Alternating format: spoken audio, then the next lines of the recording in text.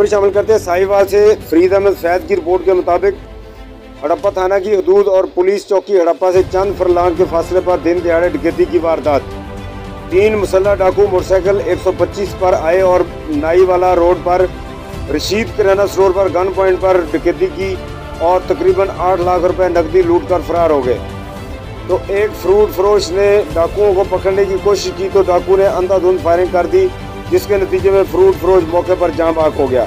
आए रोज डकैती व राहजनी की वारदातें बढ़ती जा रही हैं, जो कि पुलिस और कानून नाफिज करने वाले अदारों पर सवालिया निशान है। पुलिस और कानून नाफिज करने वाले अदारे शहर में अमन व अमान कायम रखने में मुकम्मल तौर पर नाकाम है। हड़प्पा शहर में खौफ और हरास की लहर ताजरों और कारोबारी लोगों की पुलिस के आला अफसरान से अपील है कि इन डाकुओं को जल्द से जल्द गिरफ्तार करके कड़ी से कड़ी सजा दी जाए, ताकि आइंदा इस तरह का कोई और वक़ुआ रूनुमा ना हो।